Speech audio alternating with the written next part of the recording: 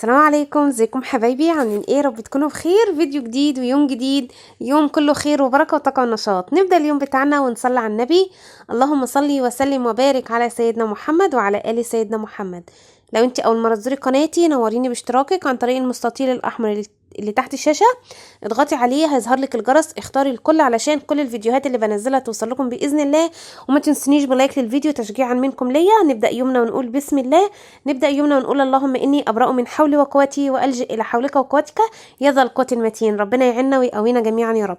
ازيكم حلوين؟ وحشتوني جدا جدا جدا. انا ما نزلتش فيديو امبارح، بس معلش، يعني انتوا عارفين ما بيحوشنيش عنكم غير الشديد الاول. وانا بصراحة كنت يعني يلا الله المستعان. بصوا بقى، انا كده زي ما انتم شايفين انا كنت خارجه، كنت رايحه علشان استلم البطاقه. انتوا عارفين ان انا كنت عملت البطاقه يعني بقعد اسبوعين كده وبعدين بروح استلمها، ولازم انا اللي اروح استلمها، ما ينفعش حد تاني يستلمها مكانك. تمام. فكنت رايحه بقى كده قلت اخدكم معايا واصور كده وانا ماشيه في الشارع. كنت راكبه يعني توك توك من البيت لحد يعني لحد كده مكان قريب من السجل المدني اللي انا هستلم منه البطاقه.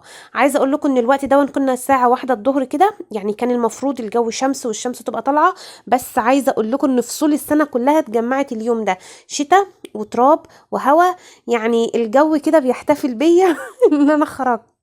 ما اقولكوش، بصوا يعني الا الصيف انا ما شفتوش بصراحه. كميه تراب وهوا وشتاء، يعني بصراحه حاجه كده، يعني الله المستعان. كله خير طبعا من عند ربنا سبحانه وتعالى. الشارع ده طبعا شارع الجيش. الناس يعني اللي من متغمر او القرى اللي حواليها عارفين المكان دوت المكان الشارع اللي فيه السجل المدني اللي انا هروح اجيب منه البطاقه. وكنت كمان عايزه اجيب كده شويه طلبات للبيت برضو كده. فقلت اتمشى كده، ويعني انا خرجت، فادام خرجت يبقى احاول اجيب طلباتي اللي انا عايزاها. بس بقول لكم الجو، يعني دي البطاقه بتاعتي اهي الجديده، استلمتها الحمد لله خلاص. جبتها يعني وكده. الحمد لله. وحبيبتي اللي بتقولي يا بسمة، انت لما اتكلمتي على البطاقة افتكرت فعلا ان انا كنت المفروض اجدد البطاقة. بنذكر بعض في حاجة كويسة جدا جدا. فاحنا ماشيين كده بقى زي ما بقول لكم دي المنطقة المجاورة، يعني اللي في شارع الجيش وكده. وكنت واخده معايا عمر اللي كان معدي حالا. وكنت بتفرج على الهدوم بقى فيه تخفيضات، والهدوم اللي تخفيضات على الشتوي، والهدوم اللي الصيفي نزلت. بس بصراحه انا على ما خلصت بقى ورجعت بقى مشاويري والاماكن اللي انا كنت عايزه اروحها، على ما رجعت البيت ما كنتش قادره. الجو جايه من بره، حاسه ان انا مرهقه جدا، حاسه ان انا تعبانه. لان الجو اصلا ما كانش كويس خالص. فانا كده لحد كده كان اليوم اللي هو اليوم اللي انا كنت خارجه فيه ده. بقى تاني يوم يعني شوفوا، انا جيت نمت، ما عملتش اي حاجه، حتى جبت لهم اكل وانا جايه من بره، ما طبختش. فالدنيا عندي زي ما هي. ودي اخرت بقى اللي انا اكسل ان انا اسيب. بصوا الحوض عامل ازاي، الحوض عامل بالشكل من اليوم اللي قبله. كان الحلل والحاجات دي كنت عايزه اغسلها، بس الحمد لله ما فيش مواعين، يعني المواعين المتصفيه انا مرصاها في اماكنها، والمواعين بس دي هي اللي كانت عايزه تتغسل. فالله المستعان وربنا يا رب يعيننا. انا لما جيت تعبانه، والجو اللي تعبني مش الخروج، انما اللي تعبني الهوا كان شديد قوي. حسيت ان عينيا وجعاني، حسيت ان انا دماغي مصدعه، بردانه جدا جدا جدا. فهو ده اللي تعبني. بالنسبه لحبيبتي اللي كانت بتسالني على الشريط الليد، بتقولي يا بسمه انت مثبتاه ازاي؟ بصي حبيبتي، زي ما انت شايفه كده، انا مثبتاه بالكليبس اللي هو بتاع الكهرباء. تمام. هو ثابت معايا وحلو جدا جدا. انا مثبتاه ما شاء الله بقاله، يعني الشريط انا مثبتاه بقاله حوالي يجي من ساعه ما عملت الورق الحجري في المكان ده، بقاله يعني داخل على شهرين. فما شاء الله حلو جدا، وعامل كده اضاءه جميله جدا في المطبخ. وكمان طيب انت لو مش عندك خشب، زي هنا كده الجدار اللي اليمادي انا مثبتاه مش في خشب بقى. باجي بقى في الفواصل ما بين السيراميكا والتانية، يعني الفاصل اللي ما بين السيراميك والتانية بروح دقاها، يعني بيكون هي فيها مسمار وكده.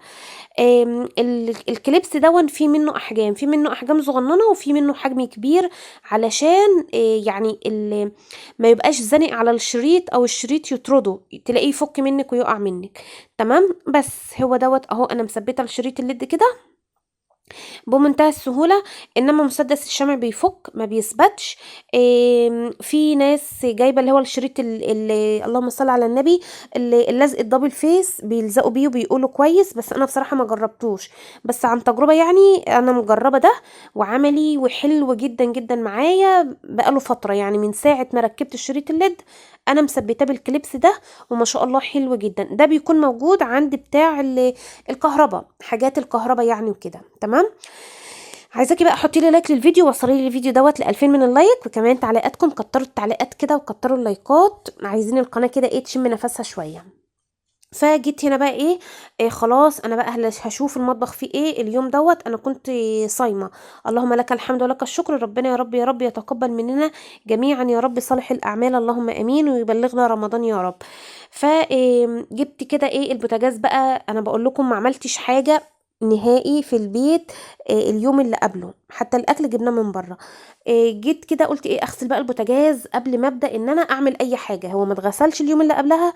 فقبل ما ابدا كده اعمل حاجه قلت اغسل بوتاجاز علشان احس كده ان الايه الحاجه نظيفه قدامي، ان على ما مثلا اغسل مواعين البوتاجاز هل نضيف، الرخام عندي بقى فاضي، لميت اي مواعين واي حاجه عايزه تتحط في الحوض وحطيتها، احس كده ان الدنيا فايقه ورايقه حواليا كده وانا بروق. تمام. او انا واقفه في المطبخ. فقلت كده اول حاجه ابدا بيها هي البوتاجاز علشان اغسله واخلصه، وبعد كده اشوف انا عايزه اعمل ايه. البوتاجاز يبقى نضيف كده ويفتح النفس وانت واقفه بتعملي الاكل عليه. اهو ما خدش معايا وقت. وبرده مهم جدا ان انتي بفوطه ناشفه وتنشفي كده البوتاجاز، هتلاقيه ما شاء الله بيلمع معاكي وزي العسل، بدون بقى خل وبدون اي ملمع زجاج. يعني في ناس قالوا لي رشي بملمع الزجاج على البوتاجاز، استحاله المع البوتاجاز او الرخام عندي بملمع زجاج. يعني لان البوتاجاز مثلا ايه في اوقات وانت بتطبخي عليه حاجه بتقع. يعني بصراحه انا لو البوتاجاز نظيف، لو مثلا قطعه قلقاس حاجه وقعت من على البوتاجاز، ادام البوتاجاز نظيف بشيلها وبحطها تاني مش فيها اي حاجه. انما مثلا يكون متلمع او الرخام، تمام، انما ما يكونش مثلا متلمع بملمع الزجاج وانا اشيله، ما ينفعش خالص. عندي هنا بقى كان عندي زبدة يعني وكده، وكنت عايزة اسيحها، وكنت اتسألت على طريقة تسييح الزبدة. دي زبدة جاموسي ما شاء الله اللهم بارك. برضو تعتبر من ضمن استعدادات رمضان، ان انتي مثلا لو عايزة عندك زبدة سيحيها واركنيها سيبيها بقى تبقى تنفعك في رمضان للحلويات للطبيخ لكده. ممكن تعملي مثلا كفتة رز، ممكن تعملي الكفتة تجهزي، لو انت بتحبي تجهزي الحاجات دي جهزيها. انا عندي دول الزبدة دي دول حوالي 2 كيلو. عملت ايه بقى انا عندي ماما بتسيحها بالطريقه دي وبتبقى كويسه جدا جدا. بنحطها في الحله كده، وزي ما انتم شايفين كوبايه ميه، وحطيت عليها حوالي معلقه ملح كبيره، وهحاول ادوب كده الملح وهضيفها على الزبده. طب هتقولي لي بس ما انت بتضيفي ميه ليه؟ الميه ليه بقى؟ علشان البخار الميه اللي طالع من الزبده ما يطلعش سمن، يعني ما يطلعش السمنه، لا، اللي هيتبخر هو الميه. فكده انت تحتفظي بكمية السمنة اللي عندك زي ما هي. فاهمين الفكرة في ايه؟ ان البواخ او بخار المية يكون مية مش يكون سمنة. هسيبهم بقى كده ايه يعيشوا مع نفسهم، ومجرد ما فكت بهدي عليها، وكل حوالي 10 دقايق بقلب فيها، كل 10 دقايق بقلب فيها لحد ما يصبح لونها شفاف، تبقي شايفة قاع الحلة. تمام، على نار هادية علشان تكون مستوية كويس، وتقعد معاكي مدة طويلة ما شاء الله بدون ما ريحتها تغير ولا طعمها، وتفضل مرملة معاكي لحد ما شاء الله لحد اخر حاجة يعني وكده. تمام. حطيتي بقى لايك ولا لسه؟ يلا كده حطي لي لايك للفيديو. انا لميت بقى اي حاجه كانت عايزه تتغسل، كوبايات، الاطباق، الحاجات دي، قلت ايه اغسلها بقى كده على طول قبل ما ابدا احضر في الغدا يعني وكده.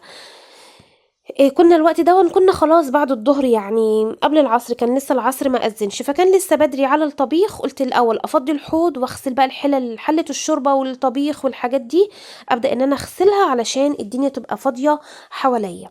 حطيتي لايك ولا لسه؟ حطي لي يلا لايك للفيديو. هغسل بقى الحلل. دايما بتسأل الحلل اللي استلس، والله العظيم افضل اقول يعني طول عمري افضل حلل عملية وتقعد معاكي مدة ما شاء الله ما شاء الله، الا يعني العمر كله اللي استلس تحفة تحفة تحفة. صحي رقم واحد، عملي، مش متعب خالص خالص في التنظيف، يعني بسلكة بيتغسل بسبونش عادية بيتغسل، بس احنا بنغسله بسلكة. ليه السلكة الناعمة؟ علشان تحافظي على الاستانلس يفضل كده بيبرق معاكي وبيلمع. زي ما انتم ملاحظين انا بغسل مش بدعك، يعني السلكة بغسل بيها كده زي الاسبونشة، مش بمسك بقى وبدعك زي الالومنيوم وايدينا توجعنا، لا خالص. كل الحكاية السلك علشان تحافظي على لمعة الاستانلس اللي عندك دي.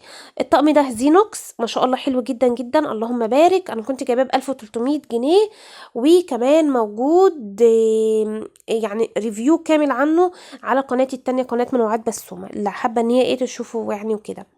هبدأ بقى ايه، شلت الحلة الكبيرة اللي كانت زحمة الدنيا كده وزحمة لي الحوض، وهبدأ بقى ان انا ايه اغسل مواعين. فقرة غسيل المواعين، فقرة الدردشة مع اخواتي الغاليين. حبيبتي بتقولي انا متجوزة من 16 سنة وعندي ولدين وقاعدة في بيت اهلي. المهم حماتي ماتت، بعد ما ماتت يوم العزا عرفت انها كانت مجوزة جوزي لبنت اختها، يعني بنت خالته يعني. هو لما امه ماتت طلقها، بس انا مش قادرة اعيش معاه تاني زي الاول، وما عنديش دخل تاني اعيش منه، نفسي اتطلق، مش عارفة اعمل ايه. حبيبتي طب ربنا يا رب يهدي لك الحال ويهدينا جميعا، اللهم امين يا رب العالمين. طب انت دلوقتي هتطلقي ليه؟ تمام. اذا كان هو اصلا يعني ممكن تكون مامته كانت ضغطة عليه الله يرحمها، ممكن تكون هي كانت ضغطة عليه، مثلا انا مش هرضى عنك وقلبي غضبان عليك ومش عارف ايه، زي ما احنا ما بنشوف في التلفزيون وكده، لو ما اتجوزتش مثلا بنت خالتك. طيب هو من اول يوم الوفاة انت نفسك بتقولي ان هو طلقها، يعني خلاص هو من نفسه طلقها خلاص. مامته يعني زي ما تقولي ايه اللي كانت حاطه على رقبته السكينه خلاص ماتت، فهو على طول رايح مطلقها. معنى كده ان هو باقي عليكي، معنى كده ان هو باقي على عشرتك، معنى كده ان هو يعني بيحبك ومخلص ليكي، بس كان غصب عنه الموقف اللي هو اتحط فيه. ربنا بيسامح، فانت تسامحي. حاولي ان انت يعني تنسي، تمام، او تتناسي، وتعيشي عشان ولادك وتعيشي عشان بيتك. الطلاق مش سهل.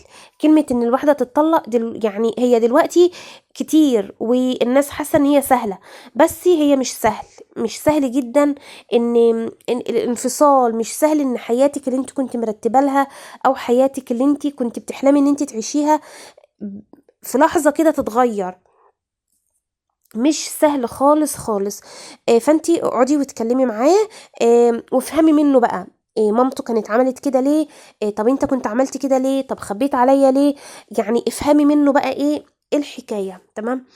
وربنا يا رب يهدي الحال. بس هو فكرة الطلاق دي لأ. ما شاء الله انت عمر معاه 16 سنة، يا رب العمر كله يا رب اللهم بارك. ف ولادك وانتي وهو يعني نقطة ان هو طلقها على طول يوم وفاة مامته، دي نقطة ايجابية، مش نقطة سلبية خالص خالص. فعلشان تحس ان انتي يبقى عندك كده صفاء داخلي، وحسيتي ان انتي يعني يعني بقيتي يعني علشان ترتاحي من جواكي، اقعدي واتكلمي معاه وافهمي. افهمي بقى القصة كانت لإيه، كان هو عمل كده ليه، فهماني؟ وربنا يا رب يا رب يهدي لحالنا جميعا ويصلح حالنا يا رب، ويبارك لنا في بيتنا وفي ازواجنا وفي اولادنا، ويهدي سرنا جميعا، اللهم امين يا رب العالمين. كلمة طلاق او ان بيت يتخرب، ما هو الطلاق ده خرب البيت خلاص.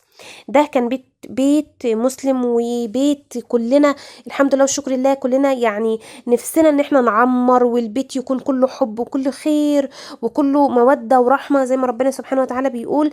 ان البيت بقى خلاص ان يحصل انفصال او كل واحد يمشي في طريق، دي يعني كان حلم او حاجة كويسة انت كنت عايشة فيها، بس للأسف فركش خلاص. لا انت حبيبتي، بالرغم من المشاكل الحياة الزوجية مش كلها سعادة او مش كلها راحة بال او مش كلها بيس يمان يعني مش كلها لفلفة يعني وكده، لا اكيد في من ده على من ده، وهي دي سنة الحياة.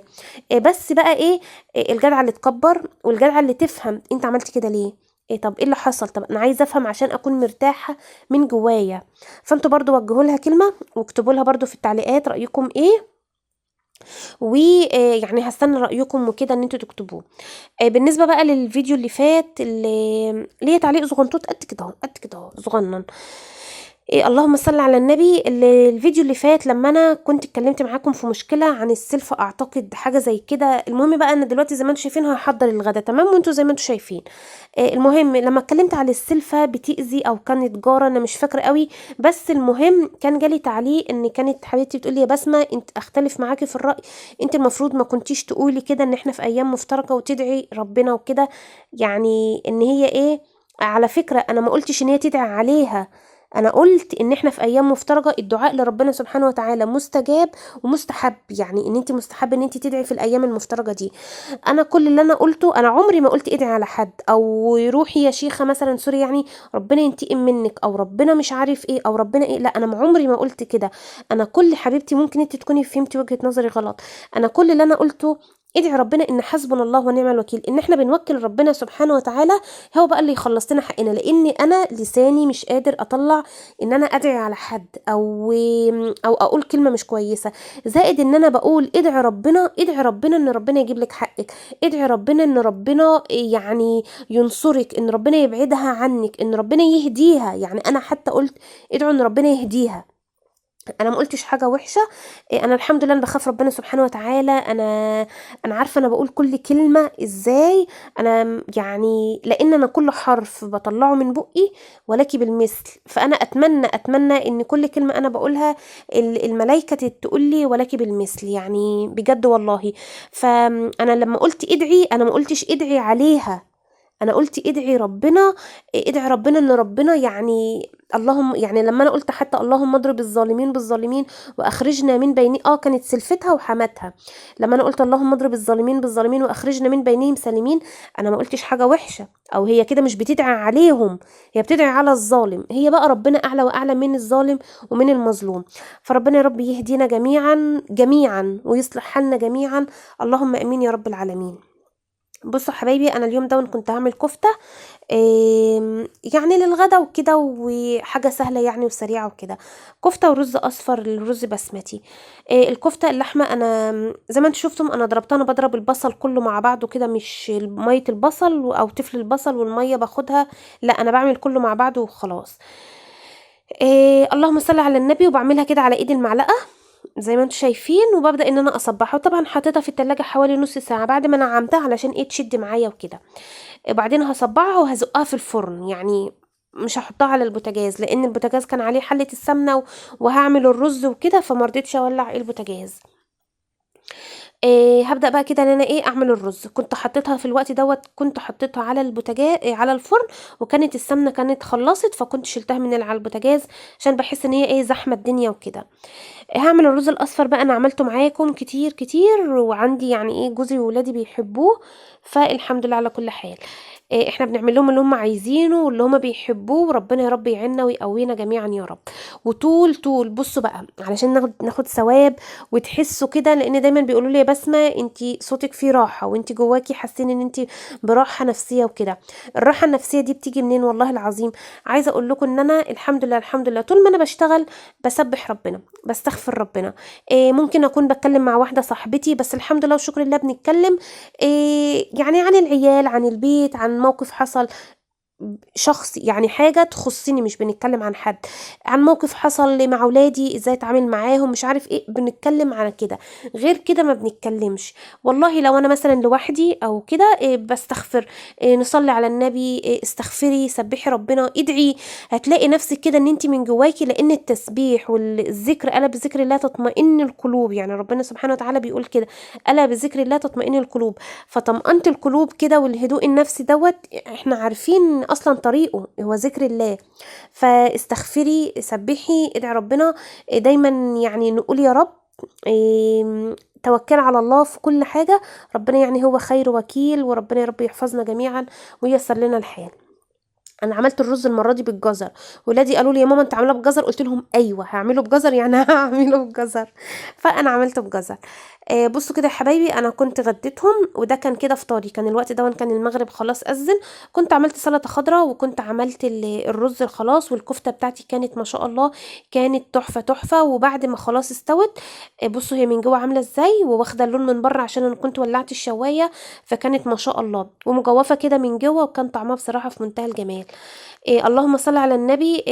بعد بقى ما استوت كنت عملت فحمايه، سخنت فحمايه جدا، خليتها حمرا كده، وبعدين حطيتها في وسط الكفته وحطيت عليها نقطتين زيت. كانت ما شاء الله الكفته واخده من طعم الفحم كده، وكان طعمها في منتهى الجمال. بعد الفطار بقى قلت اعمل كده الفنجان القهوه بتاعي المظبوط اللي يظبط الدماغ كده، وحاجه كده تحفه وفي منتهى الجمال. يعني مفتقدة كنت مفتقداها بالنهار بصراحة، بس بصراحة يعني ايه الحمد لله، ربنا يا رب يتقبل مننا ويجعل يا رب يا رب كده يتقبل مننا الصيام والقيام وصالح الأعمال، اللهم امين يا رب العالمين.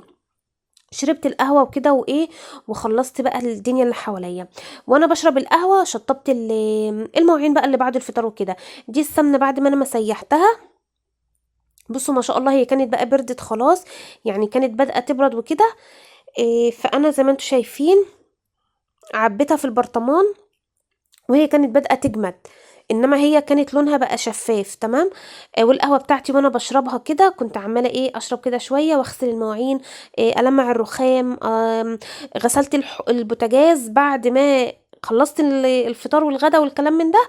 غسلت البوتاجاز، يعني البوتاجاز اتغسل مرتين النهارده. وكمان الارض كده كنستها بسرعه في السريع، وكانت الدنيا حواليا ما شاء الله زي الفل والحوض، والدنيا كده ايه يعني عسل عسل عسل. عايزاكم تكتبوا لي تحت في التعليقات سبحان الله وبحمده، سبحان الله العظيم، واسم من اسماء الله الحسنى، ورقم اللايك عليكم النهارده 3 واجب تمام. كده الدنيا عندي حواليا رايقه اهو، الحلل بقى غسلتها والدنيا عندي بقت تمام وزي العسل. هشرب بقى اخر نقطه قهوه.